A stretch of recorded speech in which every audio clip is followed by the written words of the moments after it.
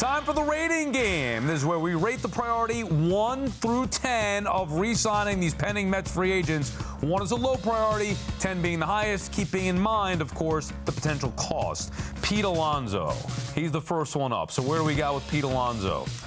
Ooh, Duke, why so low with number 6 there? Oh, nice polar bear. I like that. No, that was actually really good. Job, very creative. I put 6. I'd rather have him than not, right? I think that, him in New York and playing in New York, that is, I think, a benefit for sure. You know he can do it. He didn't have a great year, and you know you're going to have to chase a lot of money. And so for me, I'm not chasing the money.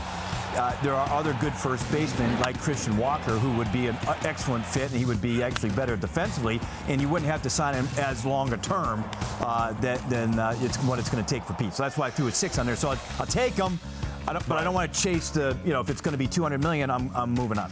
I don't know. I think there is some value to having a homegrown talent and the guy who spent his entire career here. I think it means a lot to the fan base. I think it means a lot to Pete.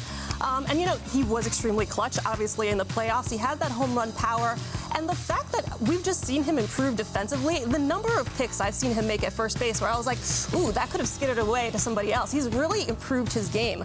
And he's a good clubhouse presence to have. I do think that matters. Yeah, I'm in between on Pete. There was a time where I was ready to move on. Then it was after the Milwaukee home run, it's sign him up. I don't care what it costs. You got to be smart. I would want him back. I'm more with Duke. I would want him back, but it's got to be the right price. All right, how about Sean Manaea, who has the player option for next year? Woo! What? Hold on a second.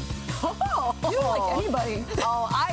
Move on. All right, I'm going to get to Duke in a second. Danny, you got him rated the highest. How important is it, obviously, on a scale of 1 to 10, you went to 11. I went to 11 because I think starting pitching is at a premium. This is a guy who said he wants to be back. I know that it hasn't been the most consistent career, but I do think that the new delivery has shown us what he can be and what he can do. I know he ran out of gas in the postseason. This guy gutted it out. He's had multiple family tragedies throughout this year and still went out and performed. This is the guy you want by your side on your team, and I want him in the starting rotation next year. I love everything about him.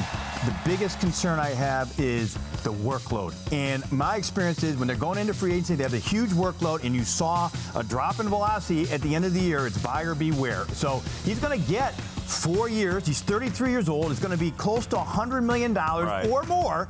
And so for me, that's a huge risk, and that's why I put 5.